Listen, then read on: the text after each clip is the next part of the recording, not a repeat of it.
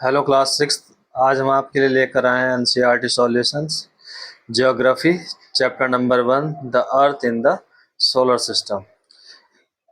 इसके question answer हम जो है थोड़ा डिटेल में समझेंगे। पहला क्वेश्चन है आपका, answer the following questions briefly.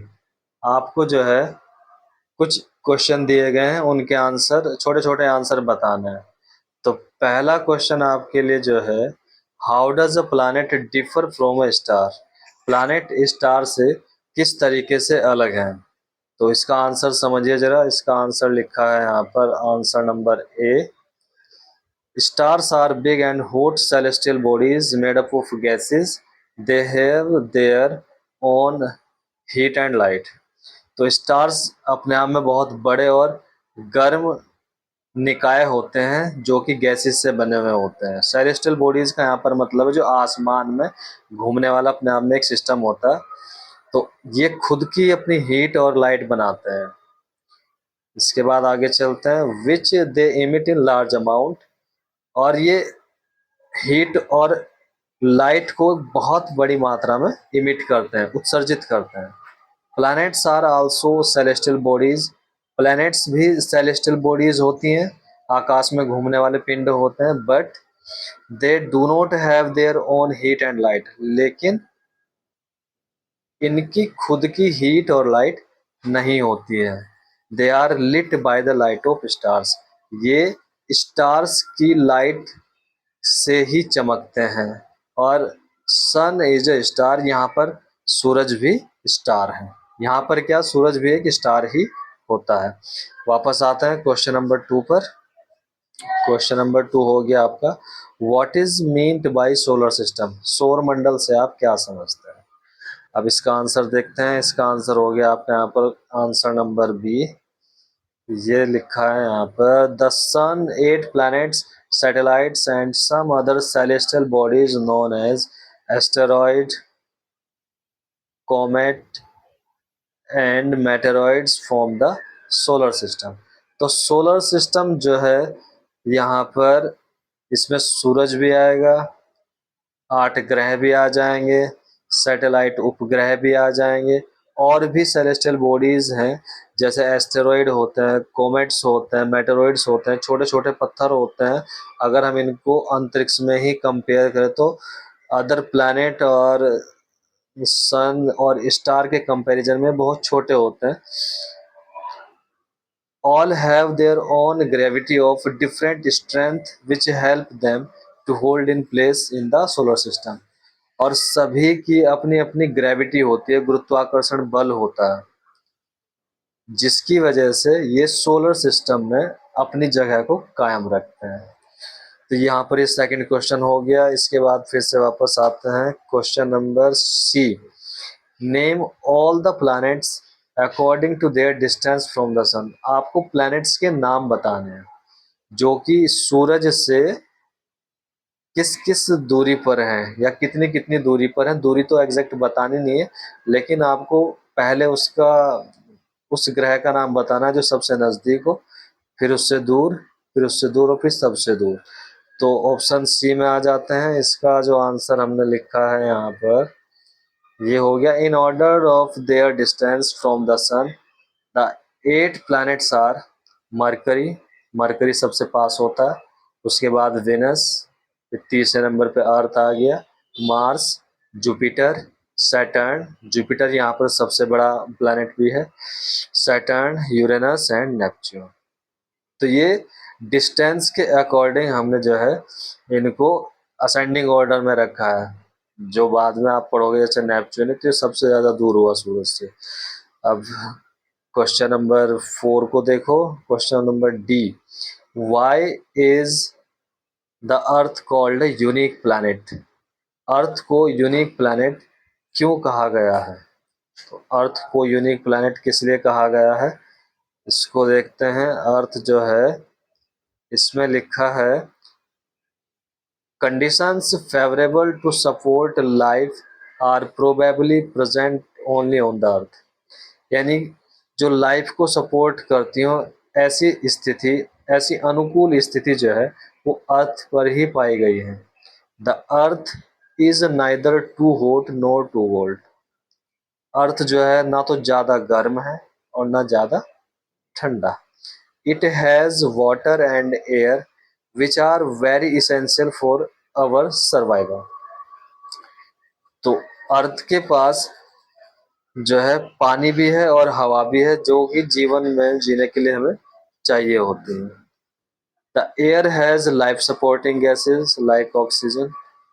अब लाइफ सपोर्टिंग गैस ऑक्सीजन भी अर्थ पर पाई जाती है। Because of these reasons the earth is a unique planet in the solar system. इसी वजह से अर्थ जो है हमारे सोलर सिस्टम में एक यूनिक प्लैनेट है क्योंकि यहाँ पर जीवन संभव है। अब हम क्वेश्चन नंबर ई पर आते हैं वापस। क्वेश्चन नंबर ई लिखा है आपका, why do we see only one side of the moon always. हम हमेशा चांद की एक ही साइड को क्यों देख पाते हैं? तो इसका जो कारण है, इसका कारण समझते हैं।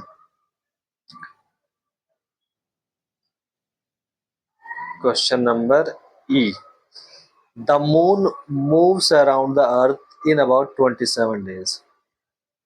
मून जो है अर्थ के चारों ओर जो चक्कर लगाता है वो 27 दिन में लगाता है लगभग। And it takes exactly the same time to complete one spin. और इतना ही टाइम मून जो है अपने चारों ओर घूमने लगा देता है, यानी अपने अक्ष पर वो घूमता है तो उसमें भी वो 27 दिन का टाइम लेता है। तो इसी वजह से as the result only one side of the moon is visible to us on the earth. इसी वजह से हम चांद की एक ही साइड को देख पाते हैं।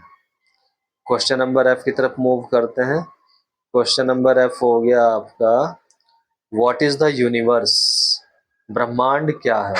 तो यूनिवर्स क्या है, इसकी एक प्रॉपर डेफिनेशन है, इसको देखते हैं। Question number F, A Galaxy is a huge system of billions of stars and clouds of dust and gases. Millions of such galaxies make up the universe. तो गैलेक्सी क्या है?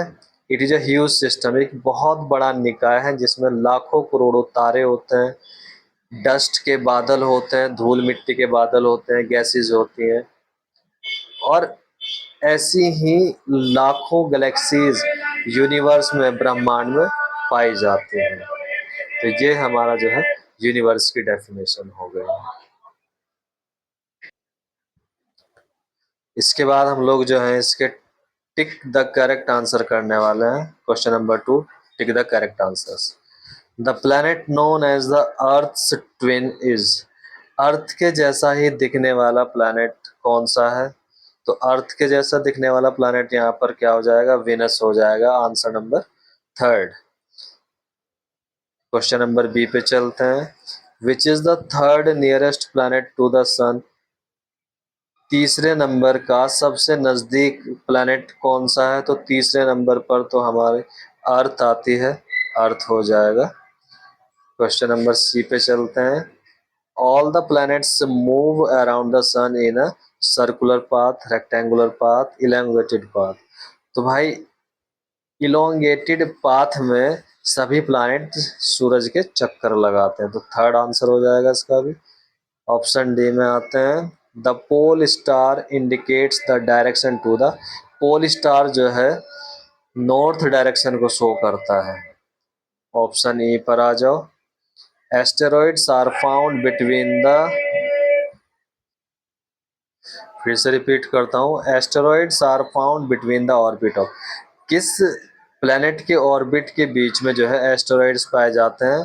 तो ये मार्स और जुपिटर के बीच में जो है एक बेल्ट बनी हुई होती है, वहां पर एस्टेरॉइड्स पाए जाते हैं। इनके आंसर्स भी प्रॉपर लिखे हुए हैं, Venus, Earth, elongated path, north, Mars and Jupiter. अब क्वेश्चन नंबर 3 पर मूव करते हैं। Fill in the blanks. A group of dash forming various patterns is called a। Second हो गया, a huge system of star is called। Option C हो गया, dash is the closest celestial body to our earth. D हो गया, dash is the third nearest planet to the sun. E हो गया planets do not have their own dash and dash. तो इनके answers पे आ जाते हैं। देखिए ऑप्शन ए फिलअप में ए ग्रुप ऑफ, पहले वाले फिलअप में आएगा stars, a group of stars forming various patterns is called a constellation. Option B में आएगा a huge system of stars is called a galaxy. अभी ये क्वेश्चन में भी आया था, एक बहुत बड़ा निकाय होता है स्टार्स का जिसको गैलेक्सी बोला जाता है। ऑप्शन सी में देखिए dash is the closest celestial body to our earth, the moon. The moon is the closest celestial body to our earth. सबसे नजदीक जो है सेलेस्टियल बॉडी है वो मून है। ऑप्शन नंबर डी पर आ जाओ, dash is the third nearest planet to the sun. तो थर्ड नियरेस्ट प्लैनेट कौन है? अर्थ। ऑप्शन ई पे आ जाइए, option E planets do not have there on dash and dash. तो भाई प्लैनेट ना तो उसकी हीट होती है ना उसकी लाइट होती है, वो दूसरे की हीट और लाइट से ही चमकता है। तो यहाँ पर आपका चैप्टर पूरा हो जाता है। इसके बाद हम सेकंड चैप्टर को इसी तरीके से समझाने की कोशिश करेंगे। Thank you.